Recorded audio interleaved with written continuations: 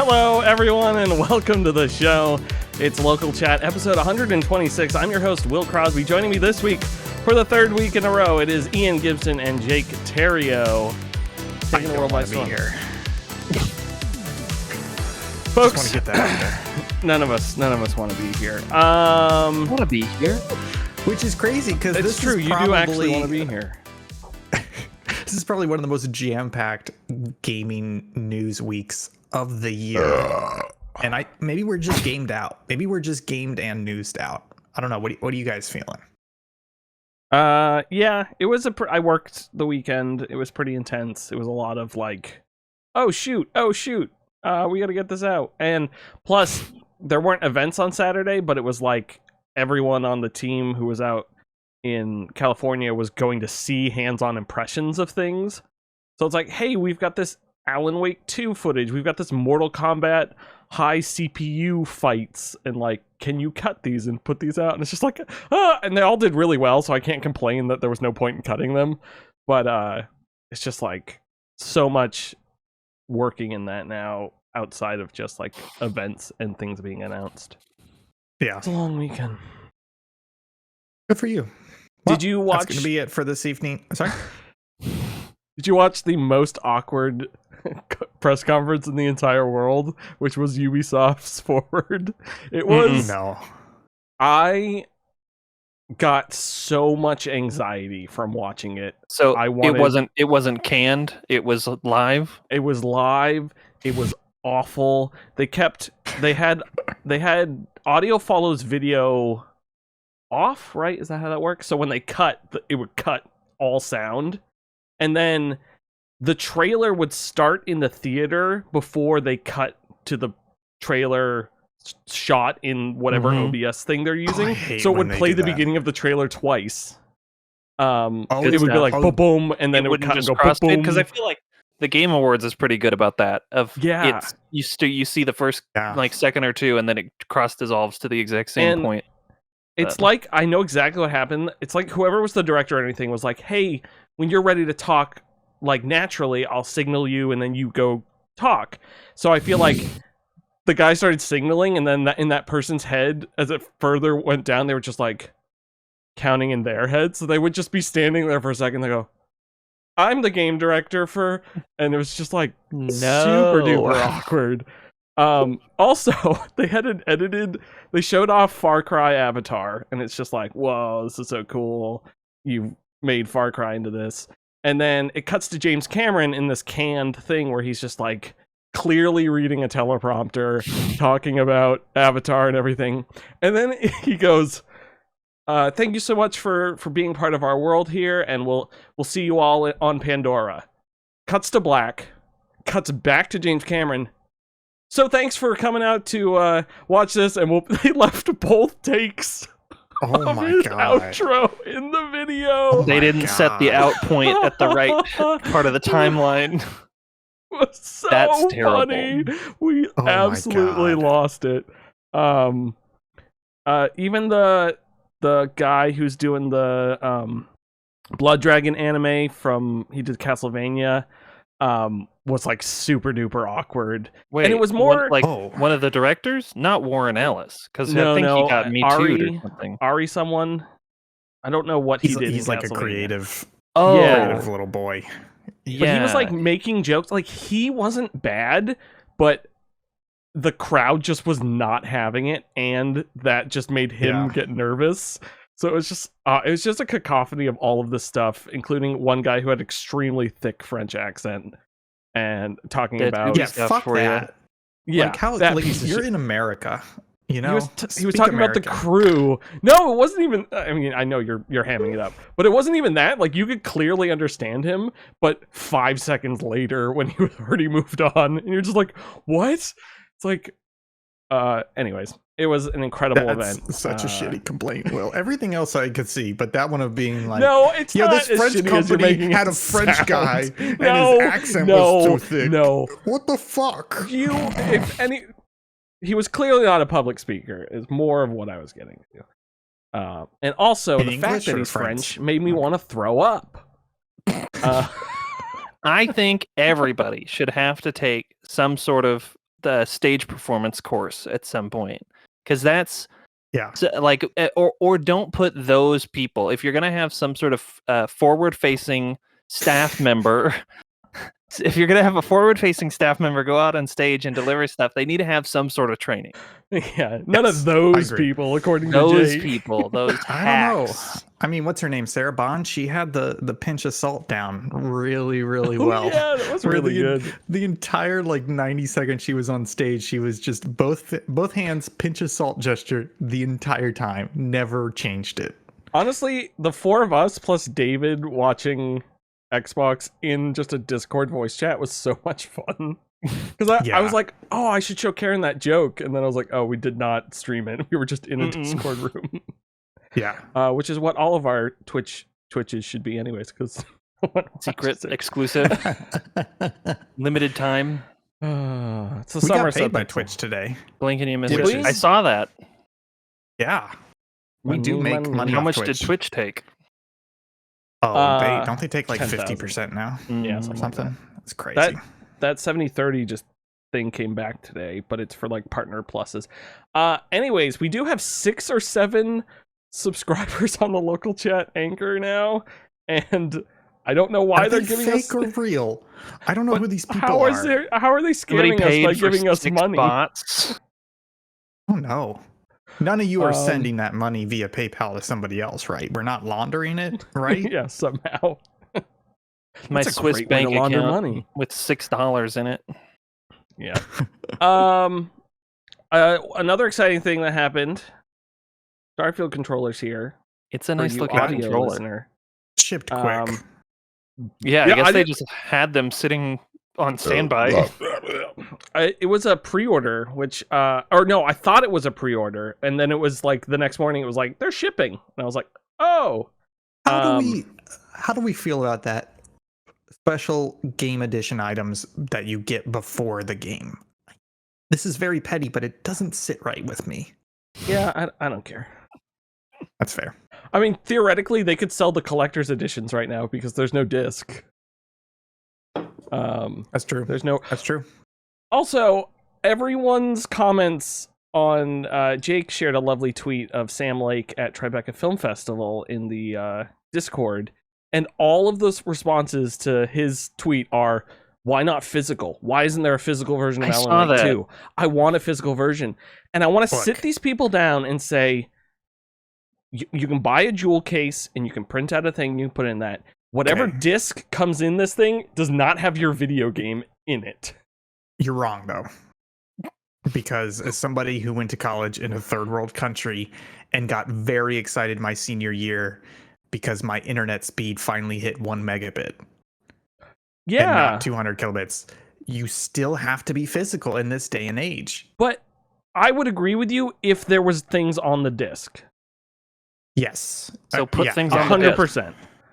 Most physical games that come out that, now do not have things on the disc. That's not true. That's not true. Because But I they just don't have the installed Dead full- Space on my Xbox and it installed off the disc. I think it is more likely than not that it does have things on the disc and it will play off the disc. It won't have the day one update. I think the nothing on the disc is rare.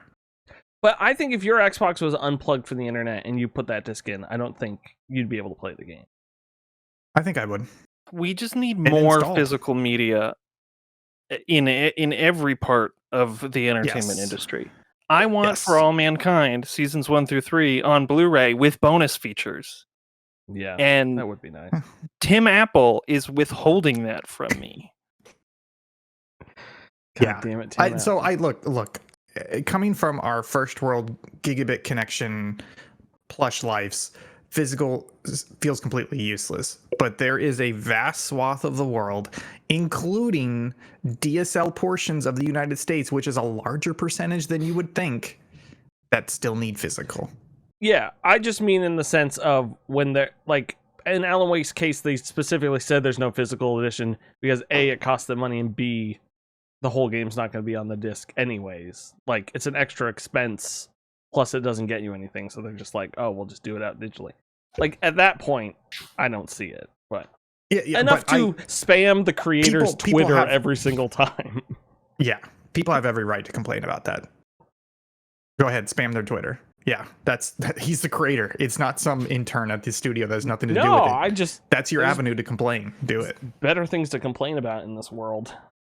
To people about. Anyways.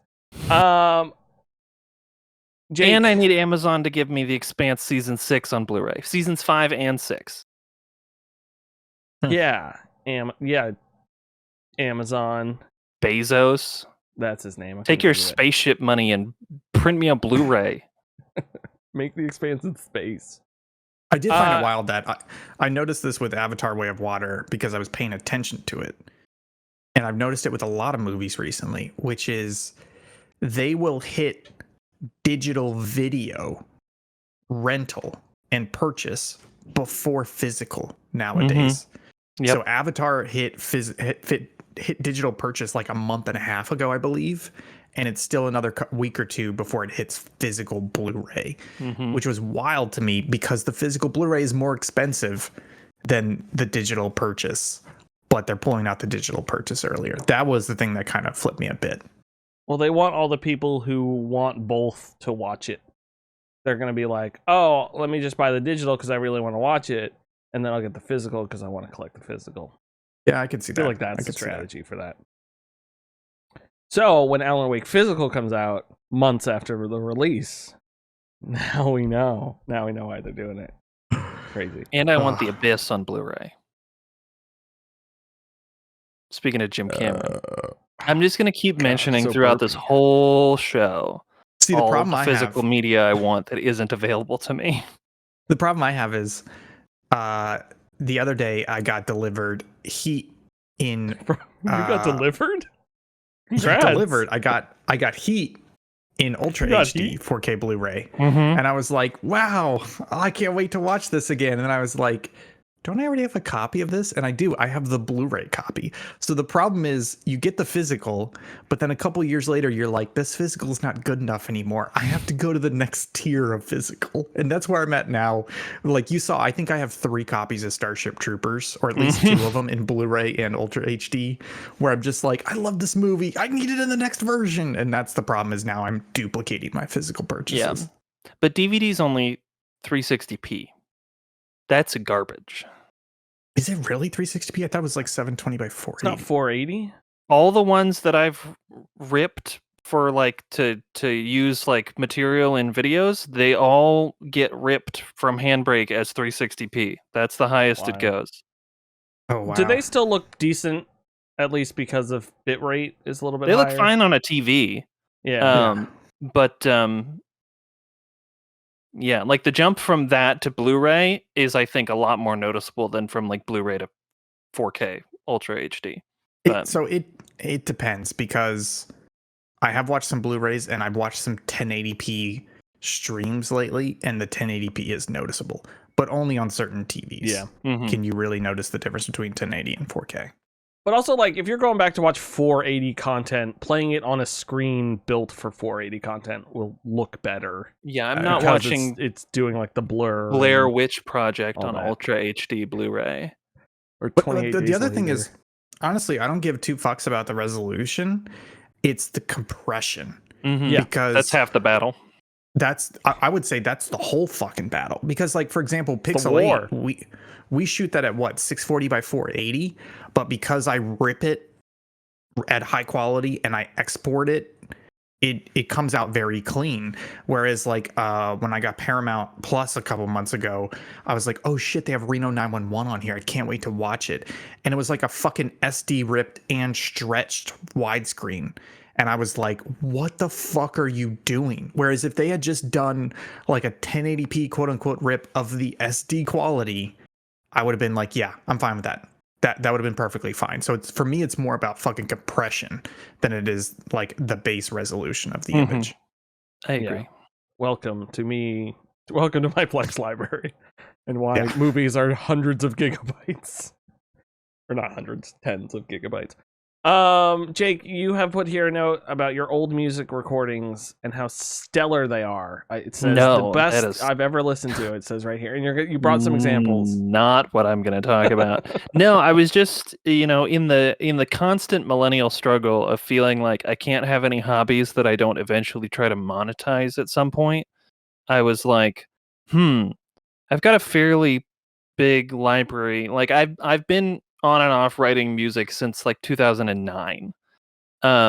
And some of it's out in the world and some of it's not, but none of it's like produced very well. And so I was just going back through a couple of my old hard drives and looking at stuff and being like, okay, this isn't, some of this like musically, melodically isn't terrible. Lyrically, it's all hot garbage because it's like, Baby's first Billy Joel song, where now I'm like, I have to try to write like this. And it Sounds feels great, like though. somebody trying to write like somebody else. Yeah. But yeah, it's so I don't know. Maybe some of that will come out at some point. I had half a mind to maybe do like a Let's Explore Jake's hard drive stream. But Careful. Yeah. There's the porn. But I don't You know. could do a It's live. just You could do a live jam session. I'm I'm not gonna do a You wanna live say that jam again, session. Gopher? Just me. I've been But drinking. A I live know, jam that session was it. would That was actually be pretty the cool. most interesting part of my week was just kind of going back through some of my old stuff. This is I my- get lost when I go down old stuff. This is I'll my look folder through. of lyrics and chords and stuff. Oh my goodness. Um, Physical media. Yeah, bring it back. It's three categories. It's ready, which are ones that could be re-recorded reasonably without trouble, and then workable, which is stuff that usually has an interesting melody but terrible, heinous lyrics. And then I have stuff that just says lyric salvage, which I'll take like a sentence or two from one song and put it here, and a sentence or two from another song, put it somewhere else. It's bad. Wow. We will not be want- mentioning any of the songs that I wrote immediately after reading Ayn Rand for the first time. Can you I want all of your music on wax cylinders so I can play them on that like Thomas Yeah. Edison thing? Do that. No, I don't know how to master that. Okay, well we'll figure it out. I don't have the hardware. I'll get some B's on the A case. lot of cylinders. Boys got some cylinders. And finally, I just thought this was funny. Ian made fun of me on a stream for my hard drive names, because they're Yeah. wonderful. And my my server is called Scarif Databank. Actually, it's called Scarif, and That makes inside of sense. Scarif is the databank because that's where the Empire keeps all their archives and all that stuff. So my Makes brother was sense. here, and he's like, "Oh, can we put some shows on for Henry while we're playing a board game?" I was like, "Yeah, sure." So he connected his Plex to my TV, and on the menu it just said Scarif twice, and I'm like, "What?" He goes, "Wait, did you name your server Scarif?" Oh my too?" god. So my I think we're God. related. Amazing. We both named it Scarif. Y'all fucking nerds. Yeah. And I just thought that was funny. Moving on here to the games section, folks. In case you missed it, that was the chit chat section where we chit and we chat. Moving on here to the games we've been playing. I'm gonna go quick because I have a bunch here, but I'm gonna go through it pretty quick and skip one that's on Ian's. Lost Planet. I'm on the final mission of. It's a very fun game, as I've talked about it in the past couple weeks. It feels like a video game that they made a bunch of levels for and mechanics and stuff, and then we're like, oh, we do not have time to make cutscenes or tie really any of this together outside of like the really cool sequences. So, Also, Marvel movie. Gotcha. yeah, so they like threw all that stuff together, and they're like well done cutscenes and voice acting. Also, Nolan North is in it, and I was like, oh, I recognize that voice. He's like doing a gruff voice. And like the designs for the mechs are really cool. The character designs are really funny. Some of them have terrible haircuts. There's one guy with just like braids, just like this, Like in front of antenna. his face. Yeah, like antenna, and it's just like, what is going on here? Ew. There's like cool reveals where they're like, and they're not well done. They're just like interesting story wise, where it's like you didn't realize you were buried in the ice for 30 years, and that's like revealed during it, and you're like, oh, so that's why this is like this. And so it's like, it makes it more interesting. Complaints with it. The B button. Folks, when you're Uh-huh. designing a video game, just put everything on one button. whether it's enter a vehicle, pick up a gun next to the vehicle, attach a gun to the vehicle, yeah, just or activate the pylon. This is just like, you ever seen that when Ed Begley Jr. was on Tim and Eric's show, and he did a fake commercial for the Cinco phone for seniors, and it just has one button, and he's like, if you want to dial a number like 524, you press the button 5 times, and then you press the button 2 times, and it was just like. And then he gets confused in the middle of it, and it's so simple. It's a one button, just like that. It's not that bad. I mean, but if you like drop your weapon next to a robot, it's just like you're gonna have to move that robot if you want to specifically pick up that weapon. The nice thing is there's mechs everywhere on levels that they want you to have them. So like you can pilot one for a while. Shoot a bunch of guys, get to the next one, get out of it, take both guns off the side, and then if your mech already has the weapon attached, it just adds to the ammo pool, which is really convenient. So I just got in the habit of exiting a mech, dropping both weapons, pulling the new mech up, grabbing the new weapons, or adding the new weapons onto it.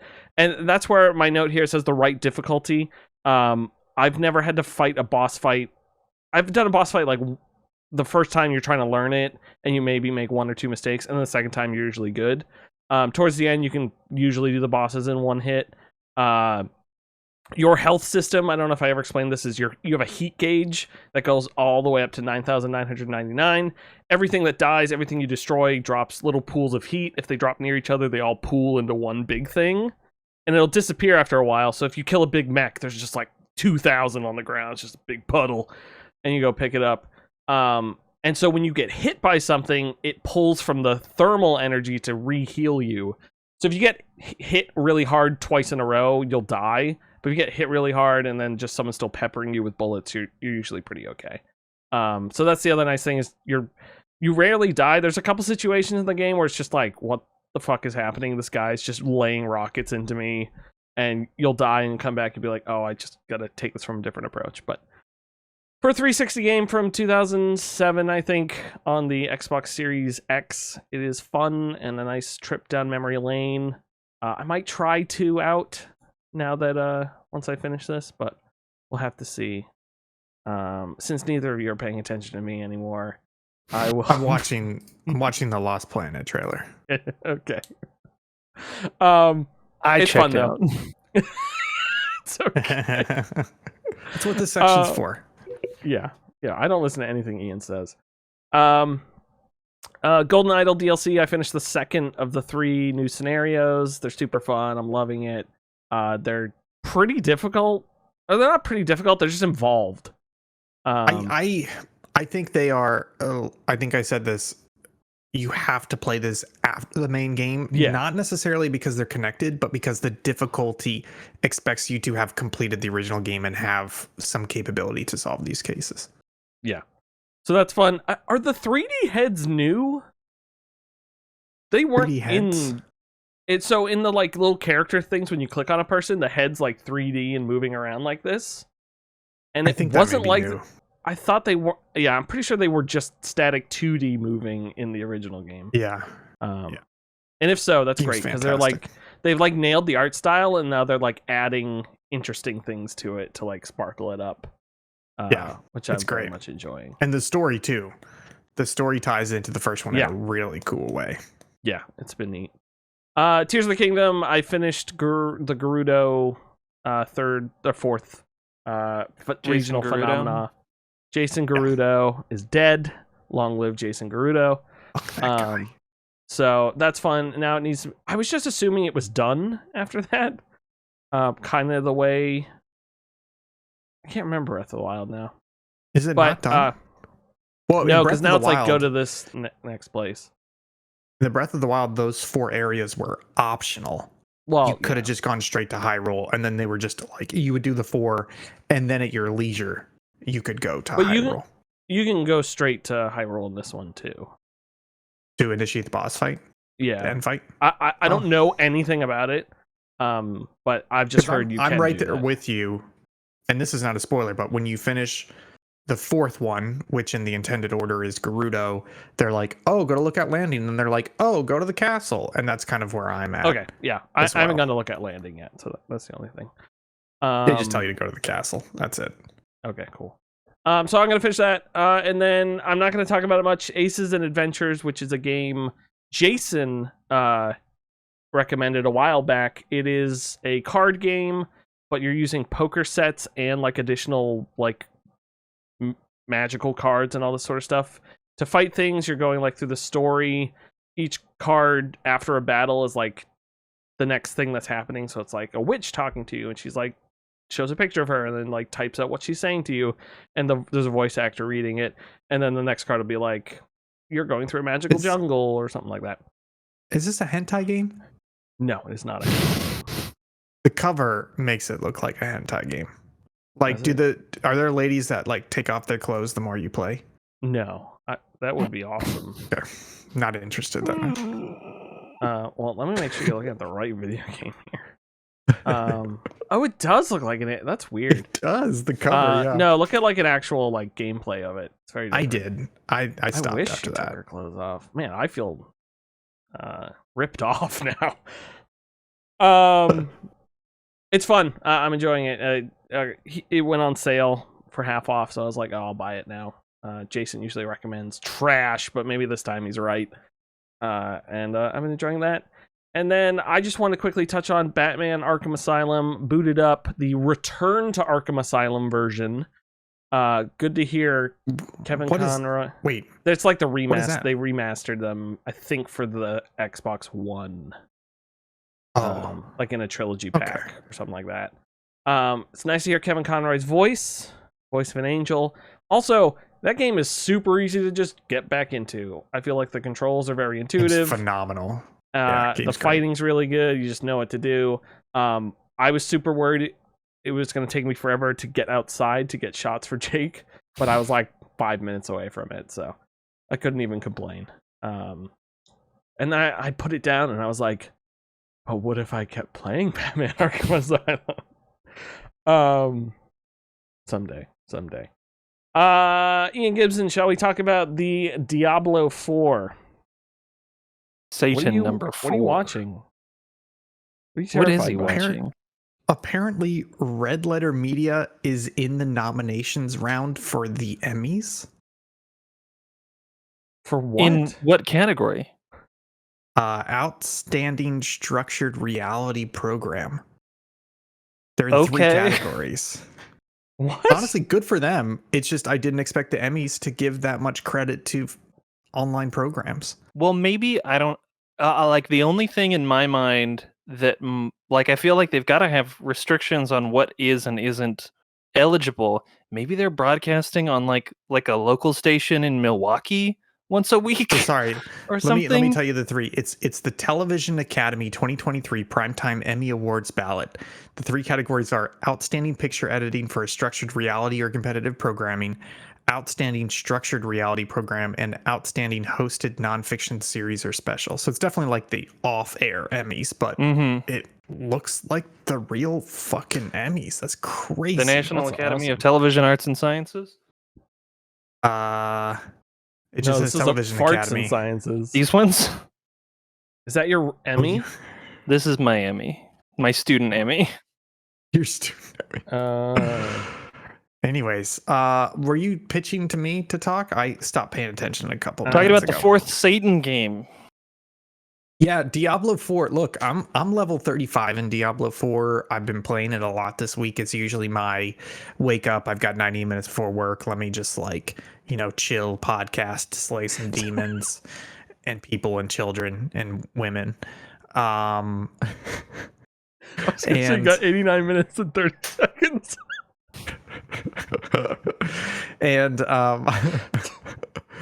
And so I've been playing it, and Will and we streamed once this weekend. Early in the morning, we played for about 90 minutes together in multiplayer, and then on Tuesday we streamed it for about 10 minutes and then stopped.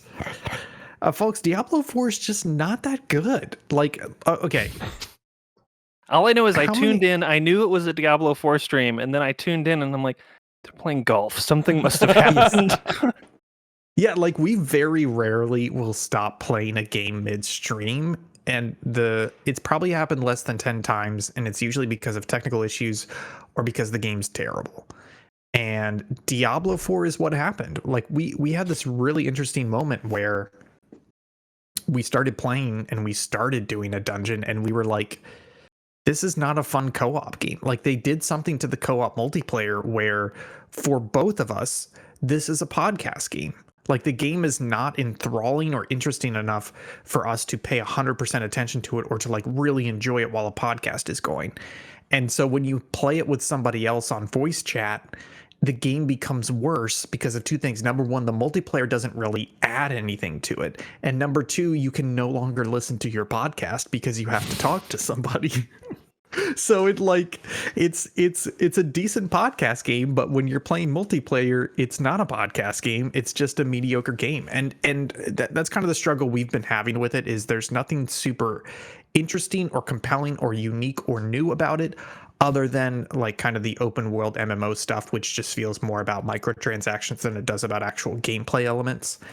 And then the other thing that I've been experiencing, and I looked into the community and they've been complaining about it as well. And the community's always right, of course. Is there's some sort of soft lock in place where it felt like as I was leveling, the world levels around you. But as I was leveling, there would be these certain situations where I felt underpowered, like I was not doing enough damage. But then I would gain a couple levels and all of a sudden I would feel overpowered. But again, the world is leveling to you. And so apparently there's some sort of soft lock going on. And kind of the thing that I heard that is bonkers is that the first guy to hit level 100 with a hardcore character couldn't do it on his own because as he started to reach closer to 100 level, the game started like reducing his damage output to an extent that he was not able to complete certain things. And so he had to have people with him that were in the 90s to trick the game into either increasing his damage output or downscaling the enemy around him. Because him solo in his 90s, the game was soft locking him and artificially increasing the difficulty. And that's what I've started to feel is that there does not feel like a natural ramp up where it's like, I'm getting better. I'm putting more shit out. I'm putting these fucking people down. Like part of it's the level scaling where everybody, whether you're level 5 or level 35, the random fucking polar bear you come across in the wild takes just as long to take down. And then these like soft lock situations where you're like, why am I doing no fucking damage in this situation? Not no damage, but you're like, why do I feel suddenly impotent at level 35 in a way that I didn't at level 5? So the game is just, it's a solid 7. Like because of those problems and zero innovation, but it's still a decent dungeon crawler. It's a solid fucking 7, which is really fucking disappointing for Diablo. I don't know, Will, how do you feel? Well, first I just want to acknowledge the raid. Question from the front. I had a question. I know last week you talked about there was some of the quest design that you thought was pretty good. Is that not really present in the multiplayer when you do the multiplayer stuff, or like it is? They handle it kind of okay, which is they do have some cool UI stuff. So as the both of us are in a party, we can kind of look at it and see which quest we're on the same step, which quest we're on different steps, which quest I've completed but he hasn't, so I can help him with it, but I won't get any rewards for it. So you can still do those together. But it's also like, why are you going to chill out and watch cutscenes or read text when you're playing a multiplayer game? Sure. Yeah. So it's a little difficult to deliver that. Will, you look like you have like cupcake icing on your head. Thank you. Always wanted that. Well, not cupcake icing. I wanted to acknowledge the raid. Thank you, Safe Data, for raiding us. Thank you. Sibylla said, I need to read by punishment of law that there is Waluigi X Reader fan fiction exists. I don't quite know what that means. One of these fics, I believe that stands for fiction, includes characters like Shrek and Jesus Christ. Wait, Shrek isn't in the Bible? I don't know why anyone would write about the holiest of holies, but also why would anyone write about Jesus Christ also? So just interesting to see. There's got to be Initial D Kingdom Hearts fan fiction, right? God, I love. Pull up Initial D. AO3 right now. Oh God, we're off the rails. We're off the rails. Should I move on to my next game? Wait, Age of Empires? Is that what No, you said? Archive of Our Own. Oh, I don't know what that is. You poor little child. Never seen the real world. What do you mean? Um, Ian, Fan fiction, William. tell me Yeah. about fan fiction is for nerds. I am not. It's for nerds or horny nerds. Yeah, Those are the two. I feel like I get fan about 3 fictions. pages in, and then suddenly I'm not that into it anymore. Oh my God. Ian, Oh, tell us boy. about BattleBot, please.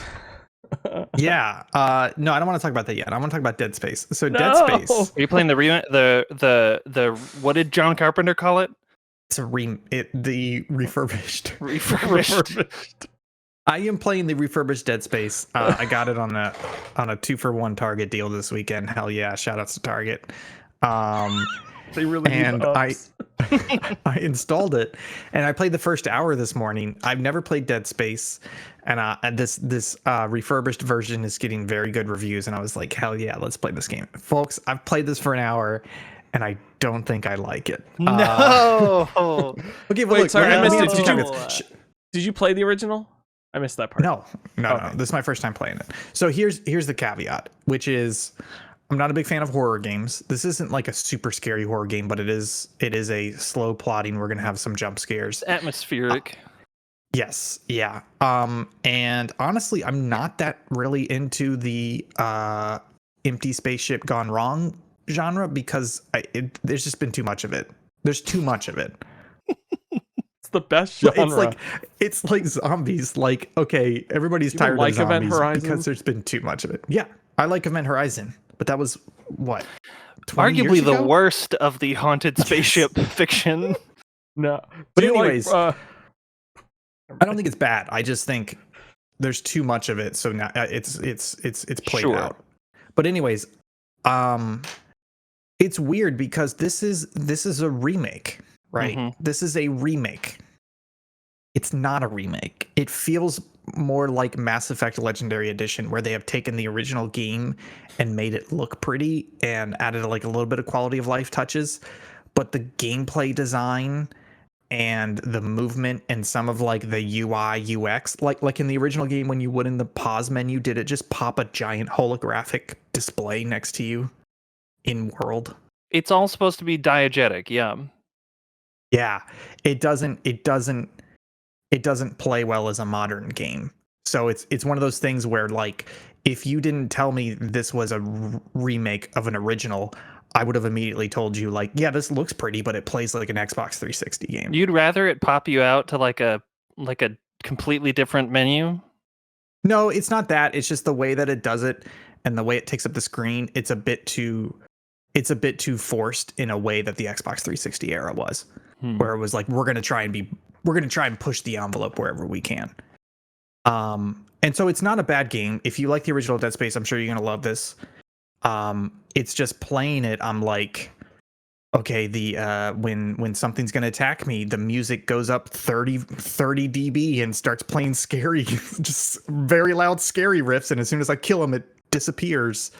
Like, it doesn't feel like they have done enough to actually remake this, and instead it's a very well done remaster. And because of that, I'm like, I just feel like I've played an hour of a pretty good Xbox 360 horror game. And that's kind of disappointing, you know? right, but you haven't played the original, so it could be completely different. It could be, but that's more of a flaw than if the game is completely different and it still feels like an Xbox 360 game. I think it's just, I was expecting it to be a lot more modern and a lot more polished, and I'm not quite seeing that so far. So I'm going to keep playing it a little bit, but I think the big takeaway for me is that this does not feel like a remake. It feels like a remaster, and there's nothing wrong with that. It's just, everybody kept talking about it as if it's a remake. They say it's a remake, a lot of positive reviews, and I'm wondering how much of that is nostalgia goggles because I don't think this stands on its own if it was a brand new 2023 game. It's a shame. I just downloaded it today because it's 30% off in the Microsoft store right now. Oh, So Okay. I'm I should excited to buy dive that. into it. I might go buy The that right Target now. sale's still going on. It's buy two get one. Yeah, but I don't need have to the get one. Xbox with a disc drive. Oh, that's fair. Yeah, no, I and again, there's nothing completely wrong with the game. It's just my expectations were not set correctly by the developer, by the publisher, by the marketing, by the reviews.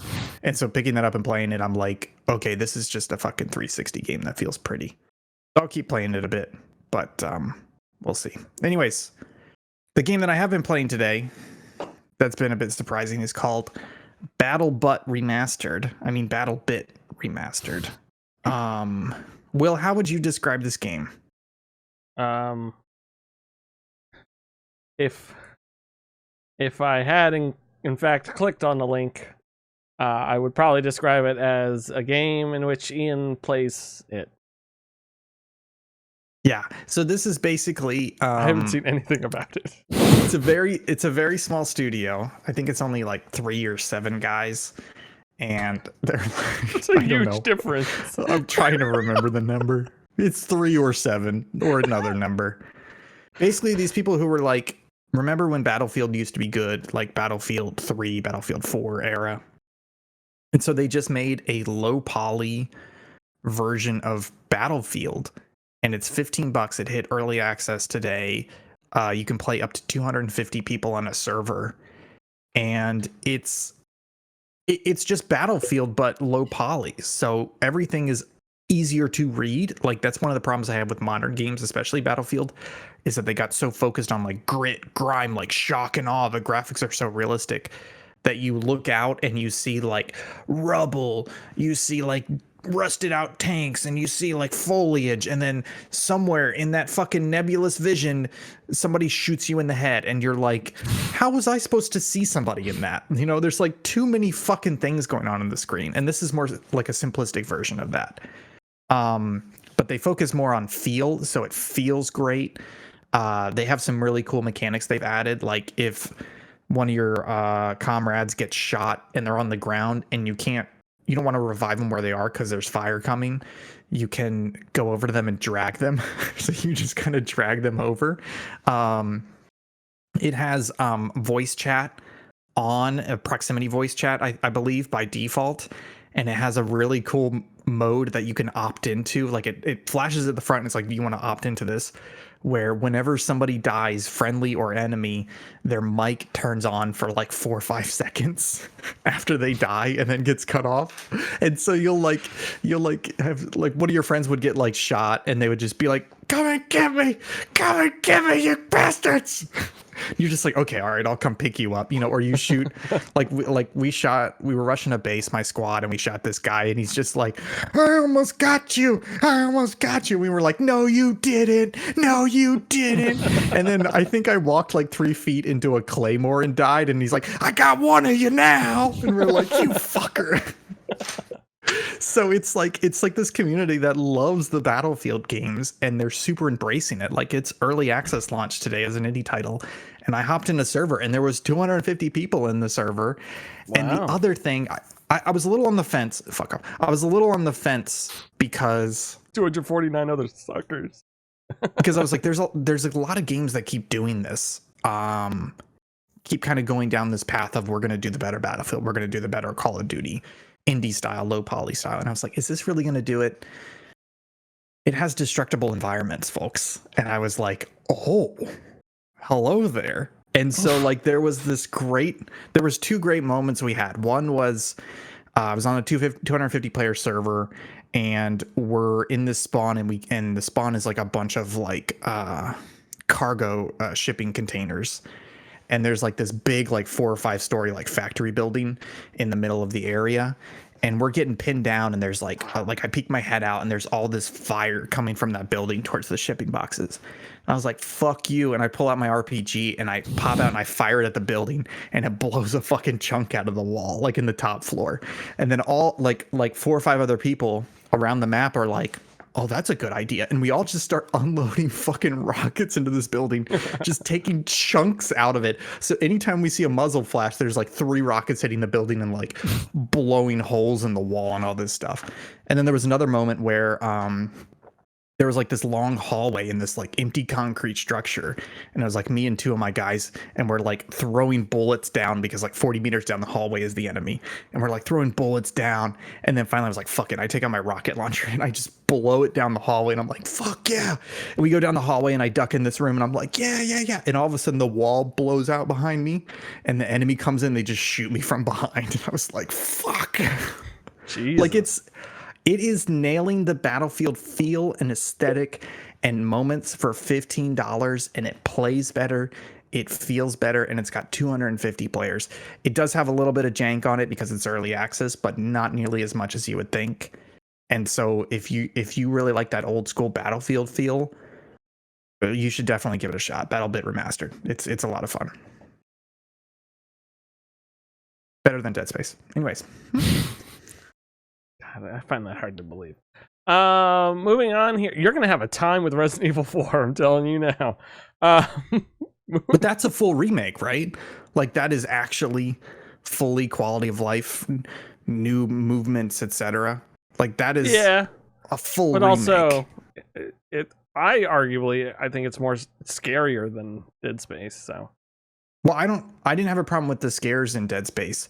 It was just very like, oh no, the music's getting louder, and oh no, it's a jump scare. He jumped out of the vents. He jumped out of the vents, and he jumped out of the, and it was just like, okay, this is just a lot of generic ass jump scares. That's how they pitched it. yeah. There's no happiness left in you. Jake, tell me about tell me about Ace Combat 7. This was another one that was 80% off on the Microsoft Store right now. Ace Combat 7, and all the Ace Combat games have kind of been swimming around in the back of my head forever, but I've never played any of them. And so I was like, 80% off Ace Combat 7.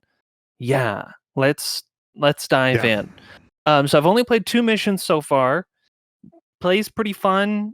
It's not doing anything like unexpected with the genre, at least yet, from my experience with flying combat games. But it's solid. Sound design is great. Art direction is great. The score is great. And you shoot some. You hear that lock-on tone. Fire a missile. Feels good. I feel like where you would really love the Ace Combat series is in the story and world building. But oh yeah, it's dense right off the bat. Yeah. It's one of those things where I am very rarely tempted, almost never tempted, to go watch one of those like lore compilation videos on YouTube that's like 10 hours long. I kind of want to do it for Ace Combat though, because it sounds so cool. It's I think scratching a little bit of, because I did watch some of the Armored Core 6 gameplay that came out this week. It's scratching maybe a little bit of that itch until Armored Core comes out in August. And I feel like the world building feels similar to what I understand about Armored Core. But that's all I really have to say about Ace Combat. I'm excited to get back into it, but I didn't play more than like an hour of it. I only asked because in classic Will fashion, I forget what I was watching, or someone on Twitter probably said Ace Combat 7's great, and so I was like, oh, I should put that on the list of games to buy. And then I bought it physically because it was like $5 at GameStop. And when I had traded in stuff, and I was like, oh, I'll get it for $5, and it arrived, and it has been sitting in my drawer of Xbox games for a long time, sitting there. Well, for me to be like, they've I should play it. In 2 cutscenes now, they've mentioned a space elevator. So it's now Chekhov's space elevator, and if there is not a combat mission in or around the space elevator, I will be sorely disappointed. I was just in a space elevator in Lost Planet, so already a better game if there's no space elevator. Hey, sorry, don't mean to interrupt, but I have some breaking news here. Nintendo has announced that coming to Nintendo Switch Online is Fire Emblem: The Blazing Blade. Which one is that? Hey, that's 8. That's the. Is that 8? Yeah, it's the good. No, sorry. Blazing Blade is 7. This is Fire Emblem, 7. also known as 7. Fire 7. Emblem: The Blazing Yeah. Blade. I thought it but was that already doesn't tell on me there. anything. 8 is Sacred Stones. 7's pretty good.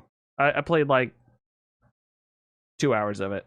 I need to get back to Path of Radiance because that was super fun, and I was rescuing the hot swan guy who hates me, but I he'll need to love play me Engage soon. because someone put it on the Goaty list. Wait, Engage is on the Goaty list? Last time I checked. It's good. It's a solid fucking Fire Emblem right there. What the fuck? But so that's all I have to Sorry. say about Ace Combat.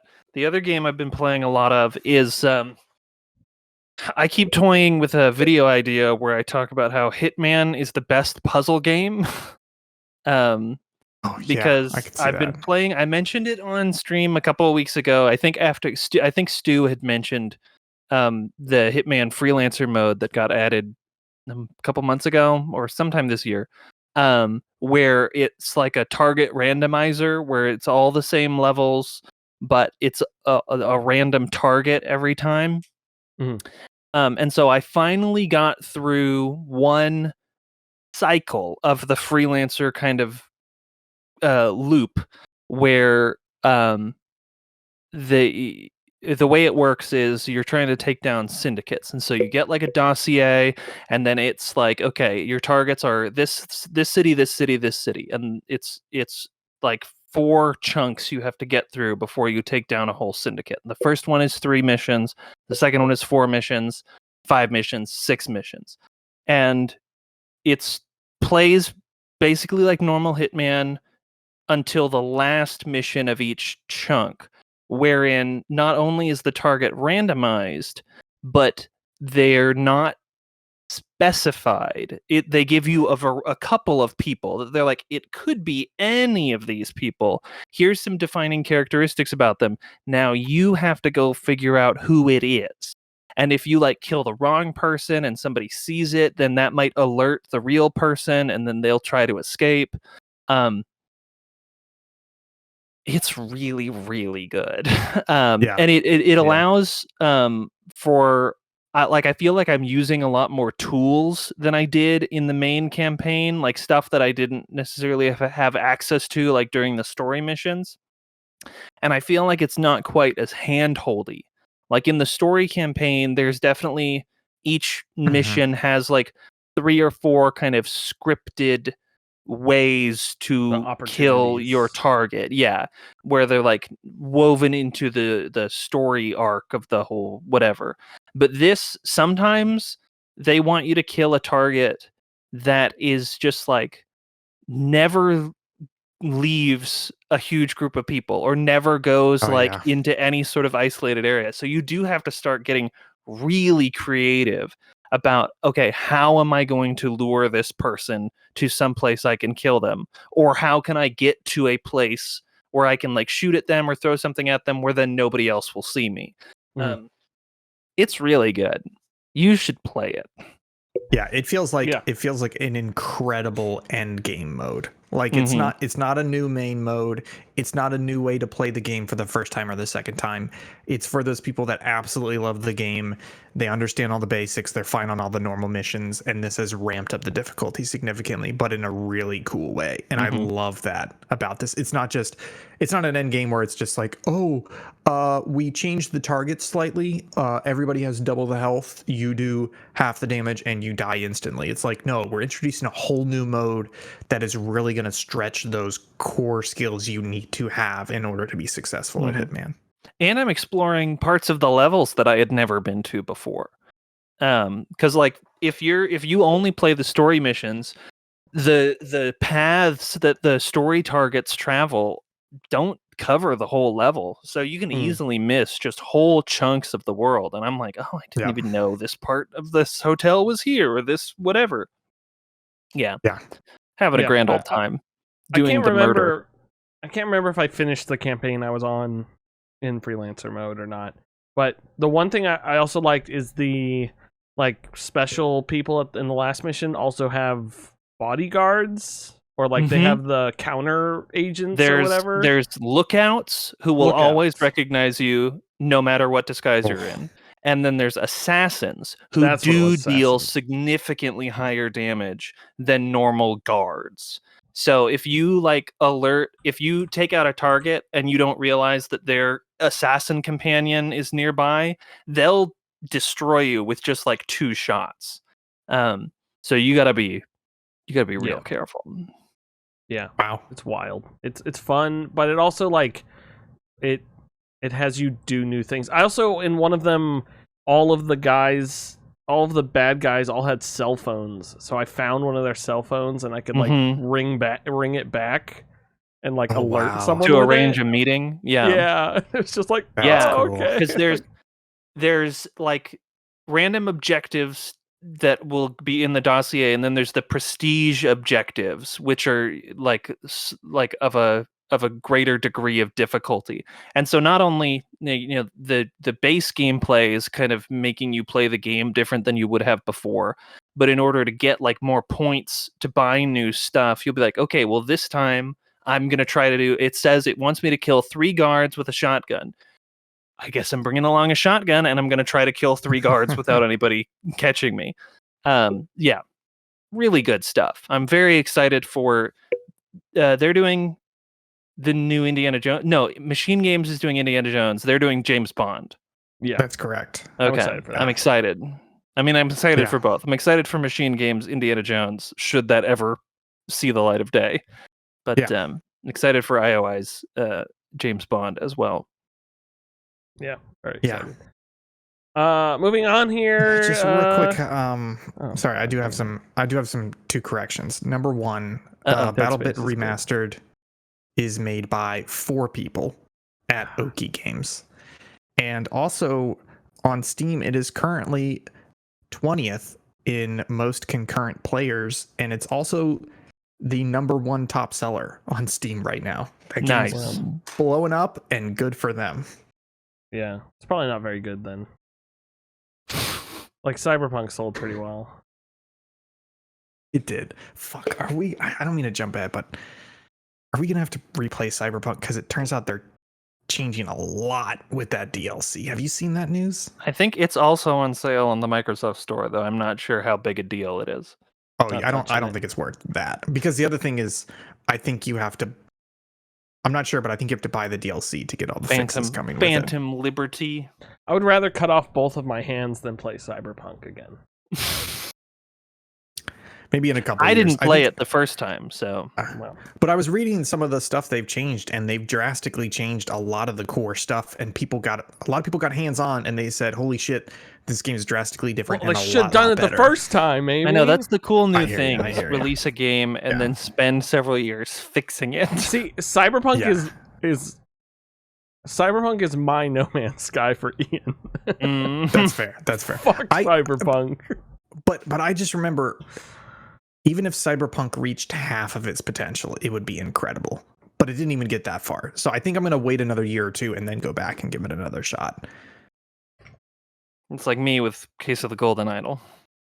Well, Yeah, it's just because 2 you're years. an idiot. I know that. I'm fully aware. I'm I really wish- suffer no illusions. Ian and I should have found like what's the like world's hardest game and just be like, oh yeah, we did it so fast, it's so easy. Like getting over it with Bennett Like, Fun. man, Case of Jake and Golden Kyle Idol is- suck at this. Yeah. I don't know. It's funny because Case of Golden Idol isn't super difficult. It is a little difficult, but I don't think the problem was the difficulty, Jake. It just felt No. like the entire aesthetic, story, etc., was not grabbing you. But also, No, like, that was the it problem. was also that a it type made of me feel game. stupid. yeah, It's but when it finally presented me with the solution at the end, I occasionally would like disagree with its methodology and I'd be like, well, that's like Okay. I don't So I'm sorry, fully you are understand stupid why then. you did that. Yes, no, I am Your dumb. Honor.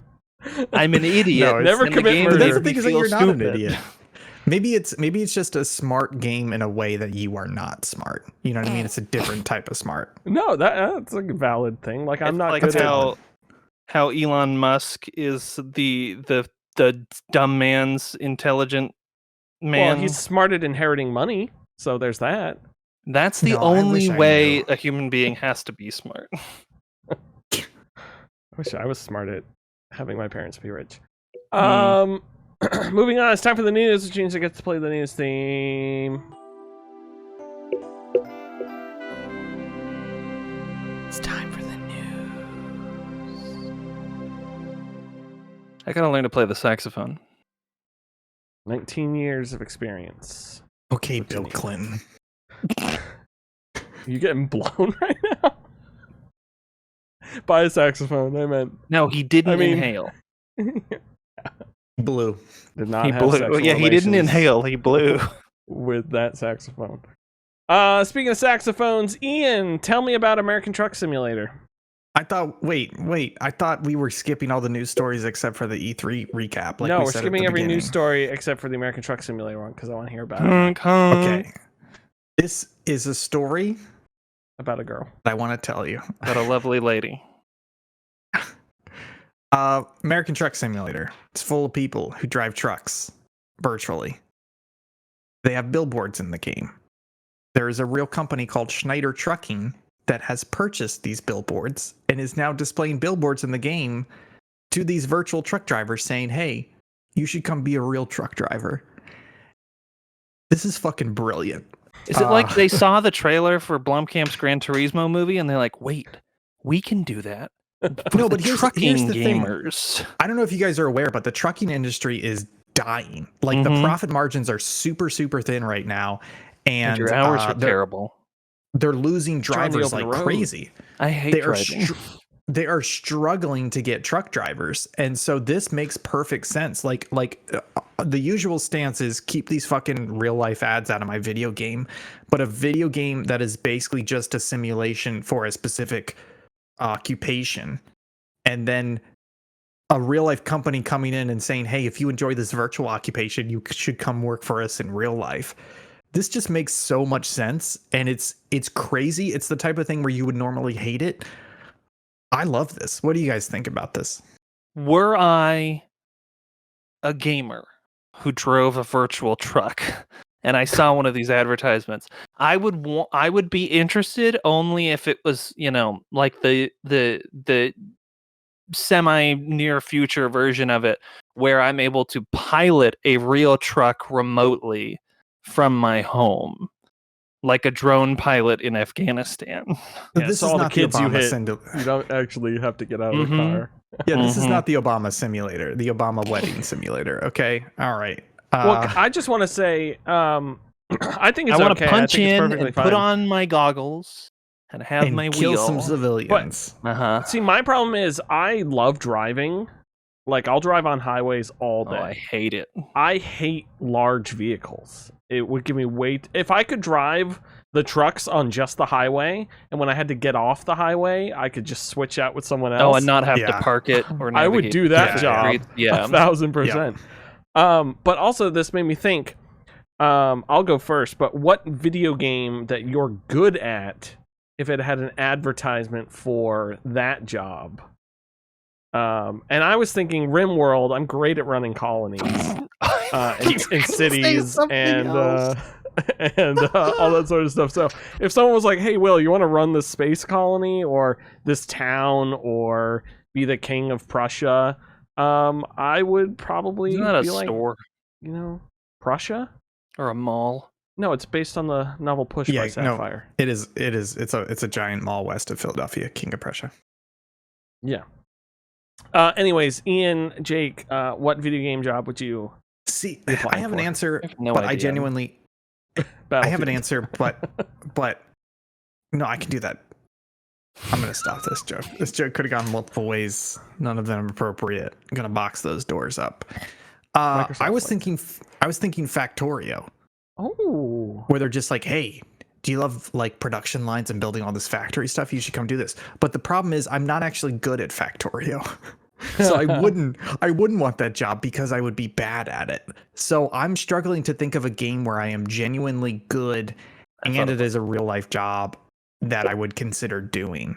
Because at least in Factorio I can constantly just bumble my way through it and be okay. And I would not be able to do that in the real world. What about you, Jake? You got any ideas? What about like Guitar Pokemon Hero? Snap. Pokemon Snap. That's a fucking good answer, That's a man. good answer. Because I was gonna say Good Microsoft. answer. Oh no, you go. Sorry.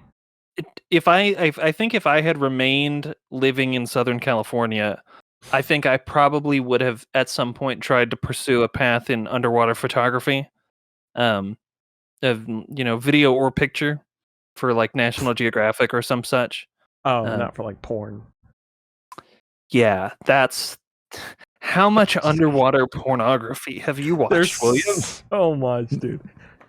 It's like too zero much. G.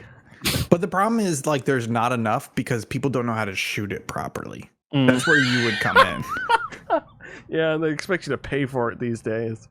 I'm not gonna get into on this stream the scientific reasons why there's probably not a lot of underwater or zero G pornography. There is, though. Moving on. Will, what were you going to say? You were going to say Microsoft Flight Simulator? No, it was a bit. It's not funny now. I was gonna say Microsoft Flight Simulator because I always hit buildings. Classic joke. I figured you gotta have one. Kerbal? Yeah. Ugh. Oh, Kerbal. We'd be so. We would be terrible at it. We would be terrible at it. I think the caveat that I would have to add to this is only if the real job is as complex and forgiving as the video game. In which case, Yeah. hell yeah, I do Kerbal. Hell yeah. Yeah. Hell yeah. Animal Crossing. Underwater. Actually, well, I'm a fucking idiot. Give me race car driving, man. Playing iRacing, Gran Turismo. Yeah, good point. You probably would be good. If I could just apply to be a race car driver and it was not super complicated and I didn't have to prove myself and I could learn on the job, yeah, sure, I'd be a fucking race car driver. That'd be We'll fun. see when Neil Blomkamp's Gran Turismo comes out how easy it is. Yeah. Yeah. So easy a caveman could do it. Moving on, the Xbox Games Showcase as well as the Starfield Direct and other events that Ubisoft Forward, Capcom were this past week. They showed off lots of stuff. The Xbox Games Showcase, I have this everything announced thing up at IGN. Not sure what that is. New site. Internet here. Gaming Network. Is that really what it stands for? Is that I have no idea. It would make sense, but I don't Internet know. Games News? I thought it was ignorant, but they just shortened it. You know, now that you mention it, you can't spell ignorant without IGN. Oh, We are starting a beef with IGN. yeah, we are. Yeah, we shouldn't fight kids. Moving on here. I'm just gonna go through. I mean, some of these. I was gonna Fable. I'm just gonna skip because it was just Richard Iowati. Can I recommend? Should we just do a round robin where each of us just calls something out that we want to? Yeah. I just gotta refresh my brain. So I'm I just need gonna to look scroll at the through this list. Yeah, where's the list? I noticed it's I didn't- not on here. quick. Well, I didn't put it there because I didn't. Oh, I guess I did write that, didn't I?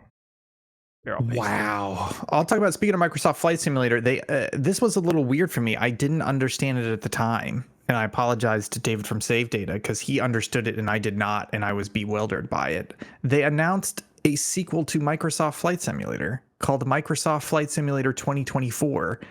And it looks great. There's a lot of stuff in it. They're adding like rescue missions. They're adding like helicopter stuff. They're adding water drop stuff for like air-based firefighting, etc. Mhm.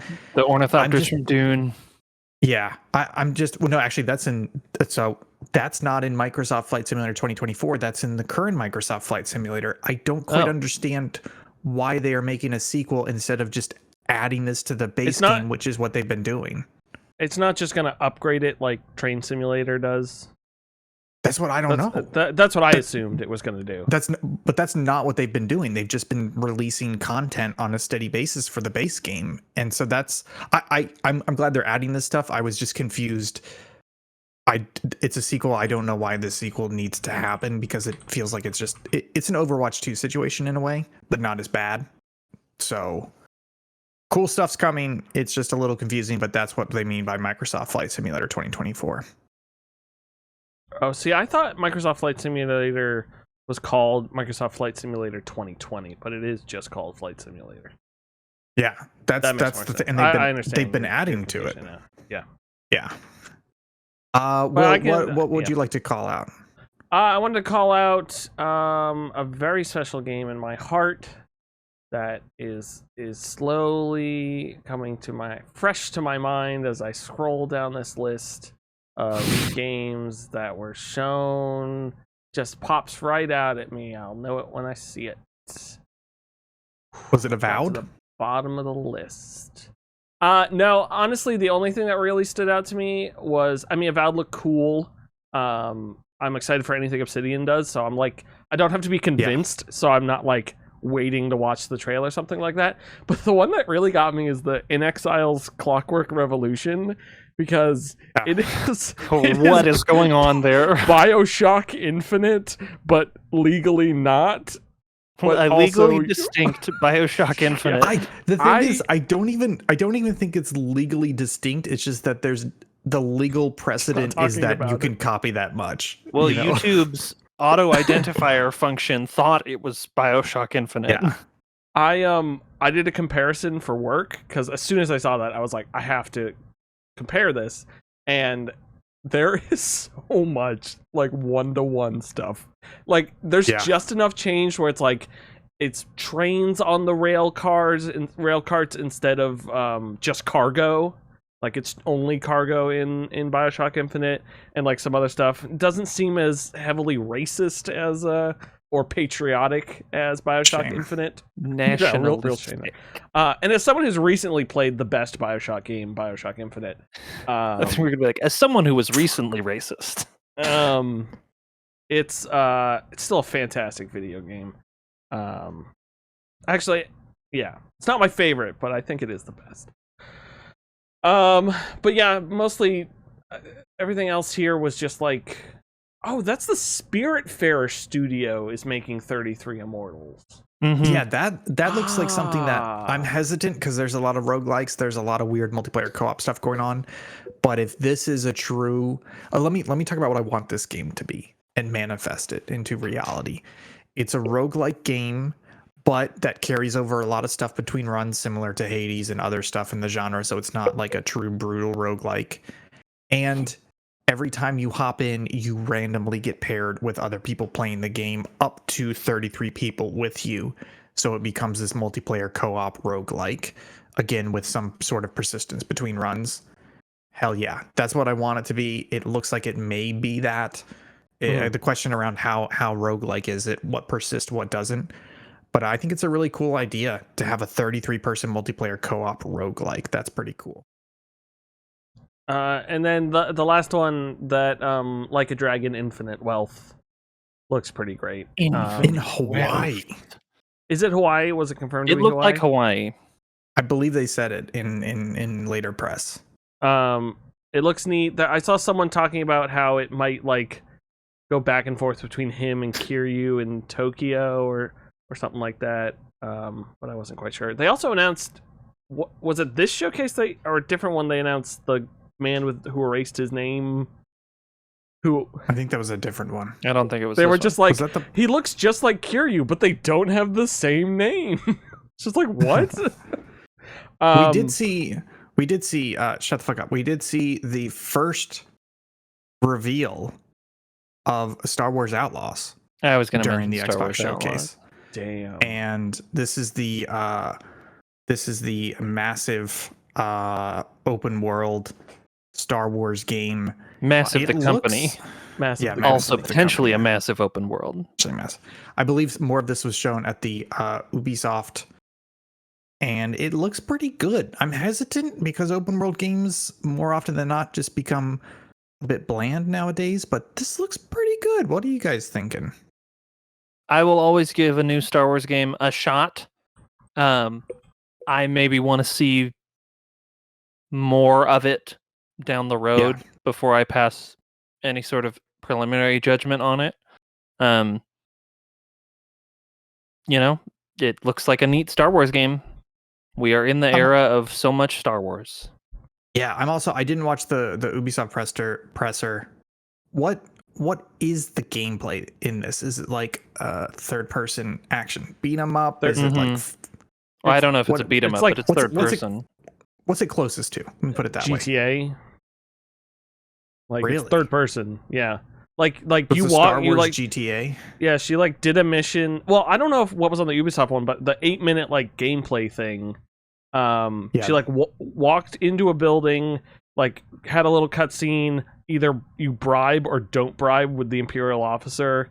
Left, and then because she yelled at the Imperial officer, this big her screen just flashed with "wanted" in the center of it, and she like booked it to the ship because there's a not Lambda class shuttle.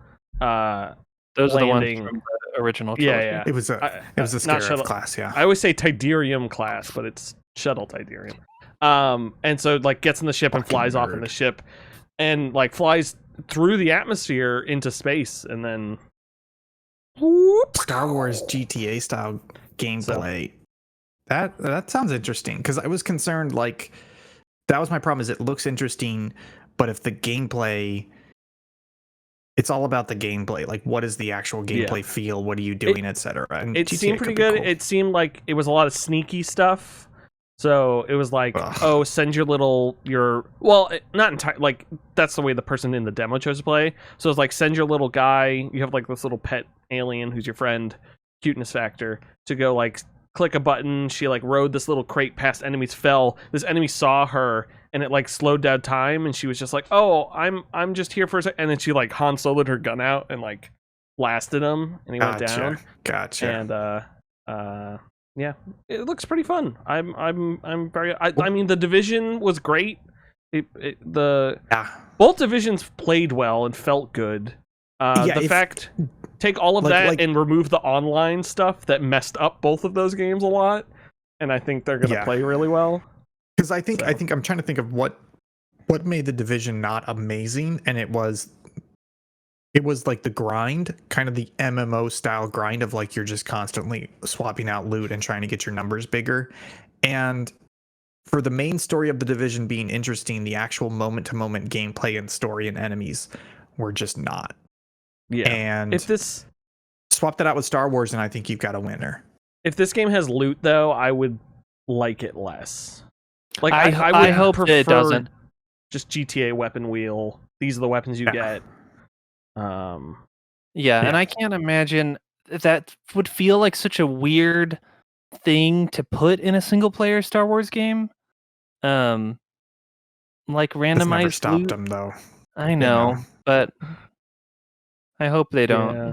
I don't know. I really can't wait to get like my level 7 purple lightsaber, and then maybe I'll put some mods on it to get like a +2. That's the other fire. thing. No, like it just seems like the final blessing of like you're just a person in Star Wars. Please, like there can be Jedi in the plot somewhere, but don't make me wield a lightsaber. Don't make me some special person. Like let me become special because I'm doing something that makes me become special. Yeah. I just want a Twilight protagonist. And David also pointed out there was more space human combat. protagonists. Yeah, at least it's a woman. That's true. So, get to look at that. That's not I know why. what you're saying. try to make it creepy. I know what you're saying, but also the way that you said it, just. Which one of us are you talking to? No, I know. I'm saying it on purpose. It's. Can I segue into a little piece of news here, because this was talked about during the Xbox? I was going to say what I was excited about. I wouldn't. I would skip Jake, honestly. Well, the arrow's pointing at me right now on stream, so. No, go ahead, Jake. I'm sorry. Go ahead, Jake. I want to see more of Still Wakes the Deep. It's the Chinese room oil rig horror game. Yeah. Because Soma rocks. That looked terrifying. I was not. I need to see more. Yeah. Because Soma rocks. Soma rocks my body. I like ocean horror. The ocean is inherently kind of spooky. Thalassophobia? Am I crazy? Or I feel like this whole like the whole genre of like horror place you're alone. It's just been really played out recently, hasn't it? It's possible. Just like horror movies, they were super easy to make, and so there's just a lot of bad ones. Yeah, that's fair. And the bad ones saturate the market. And there can still be good horror movies. Like Soma. That's horror movies. Horror. But there can never be another good horror. Star Wars movie. Never. I'm saying it right now. They've proven Right now. they've been right so far. The last Yeah. 4. Andor rocks though. I know it's 11. not a movie. it's a TV series, but Oh, Andor Andor's so owns. good. It's so good. So good. It's so good because it you remove Star Wars, it's still a great TV show. Mm-hmm. Tony Gilroy, call me. Call me. Beat Anyways, one of the things they revealed or premiered or showcased, I'm using completely the wrong words. One of the things they showed that we already knew about is Overwatch 2 Invasion, which There's is the their next big. PvE. This has mode. some PvE, it has some missions, it has some co-op experience. They showed it off in the Xbox showcase. This is something people have wanted for a long time. It looks pretty cool. It's one of the reasons they did Overwatch 2. Overwatch 2 free to play had a little bit of a contentious launch, but a lot of people are still playing it.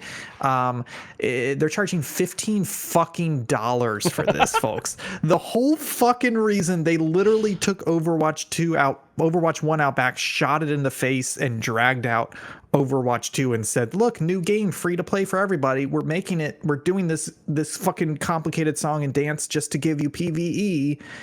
And now they're charging $15 for the PvE. This is, the fuck are they doing over there? It's like the bar is low and they're just fucking. I've completely lost the analogy. That's how bad they're messing. I think they are likely looking to Bungie's distribution model, but Overwatch 2 does not have the breadth of content that Destiny has. It does not, especially when your whole purpose of going from Overwatch 1 to Overwatch 2 was PvE. You then can't launch it as a free-to-play game and charge for the content on top of it. That does not make sense. It's crazy. This last is 2 one I weeks just in a wanna- row I've gotten Ian to say something kind of nice about Destiny. Oh no. That one, Quick, you're say right something though. horrible. It does make sense because they have big content drops with content that is typically behind a payment price. They haven't previously promised it elsewise, and it's typically worth paying the money for that. Whereas this is something that should have been free or should have been in the base game, etc. And it's just a fucked up content rollout. I will say last thing here, no one else gets to talk, is that I don't think the game particularly looks like my thing, which was Towerborn, but it's from the Banner Saga creators, and I love the Banner Saga, so I need to finish 3. I think I made it about halfway through. 1 and 2 were banging. More like banging Saga, am I right? As in they were good. Underwater. Ooh. Underwater. Sorry, I need to look up something later. I think that's it for the news, right? Are we done? Yeah. I mean, nothing really big happened in the Capcom. Dragon's we already talked Dogma about the 2, still Sony. no date though. No new Yeah. Monster Hunter. Actually, no. So I feel like they announced Rise fairly soon after, or I guess not soon after, because it was after the Iceborne DLC. It was maybe a year after that Rise was announced. I can't remember. Yeah. Mirage looks like AC1 in a good way. I'm excited for that. Jade is a mobile game, so I kind of tuned that out. Avatar. I didn't see it, but they've shown more Far Cry Avatar. Avatar. Mist of Pandora or something. Frontiers of Pandora. Tears of Pandora, but it's Tears of Tears. Frontiers. It did legit. Oh, There were okay. animations in there that were straight from Far Cry, so I think they just and that, I'm not saying, I keep saying that jokingly. I don't think that's a bad thing. I think that's a perfect fit, obviously, for a country invading, like those mechanics of like taking over places and stuff. It fits well. I just hope they change it enough where it just doesn't feel like Far Cry in that. And I don't necessarily think it will. I'm just not enough of an Avatar fan to be like, give me an Avatar game. That, you know. I was talking about that with someone at work, and the draw to Avatar is like this cool CGI and everything. Like the world and story of the blue people, I couldn't care less about.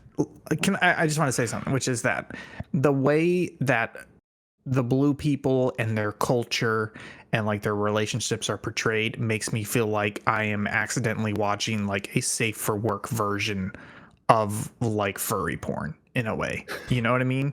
Where it's like I do it's not like know what you mean. you are building all this like emotional relationships and being like, wow, the blue people look so majestic. Look at them, they're so much oh, and then they touch their tails, and it's just like, yeah, you just add like a little bit of sex on this, and this is like bad porn, basically. The Na'vi too, to me, to rip on Avatar some more, it feels like a lot of the backgrounds for them is based in like humanity and isn't like alien enough for me. Yeah, that's a good point.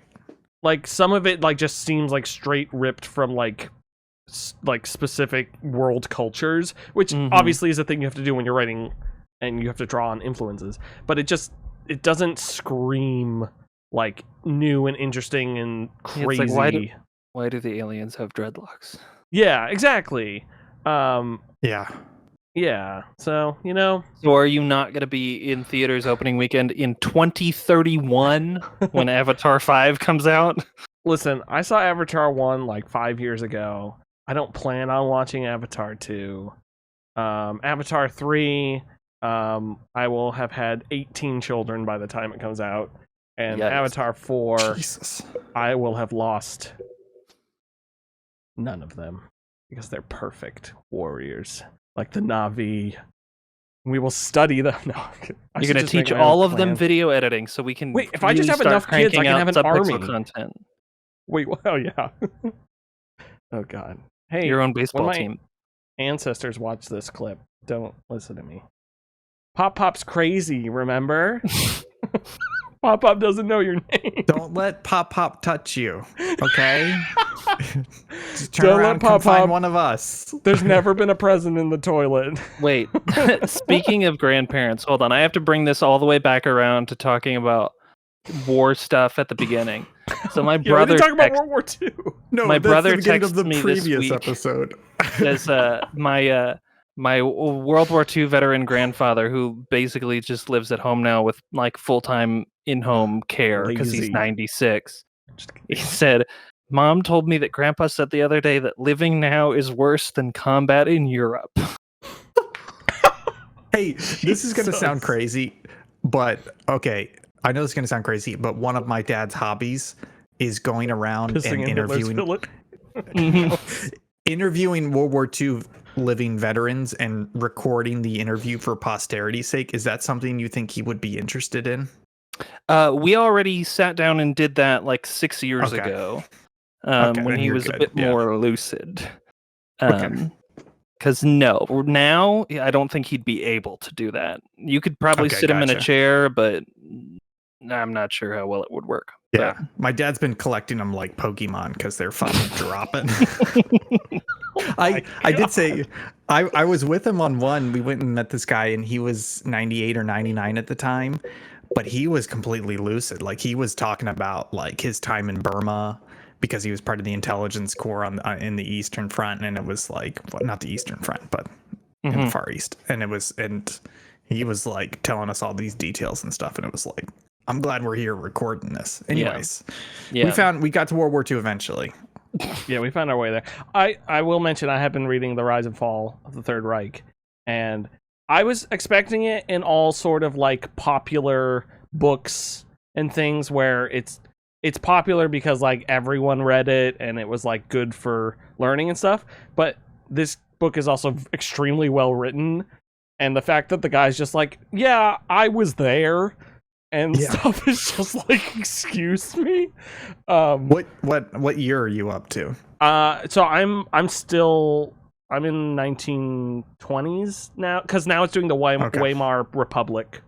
But also I love his not really thesis, but his thought that him and other historians sort of agreed that if the Hitlers had kept the Schicklgruber name, that he probably wouldn't have become chancellor because no one would have done Heil Schicklgruber. And all this sort of stuff. And it was just like an incredible thing to think about. But no, it's a really good book, and it's gripping, and you're like, you feel really bad because you're like, I just want to read more about this guy's life right now. Like, this is crazy. But again, it's just very well written, and I wasn't expecting that. I was expecting it to be pretty dry. So it's also free for Amazon Kindle. It's just free on Amazon, which is really nice. So, but it doesn't still doesn't have page numbers, which annoys me. So I'm 3% through this book. Look, it'll give you location if you do that, but it's like a location 11,315. But also, it's like fix that. I'm 3% through the book, but at the end of every chapter is like 10 pages of footnotes, and then it's including the index. So it's like, how far am I actually? No clue. But yeah, incredibly interesting stuff. Let's get the fuck out of here.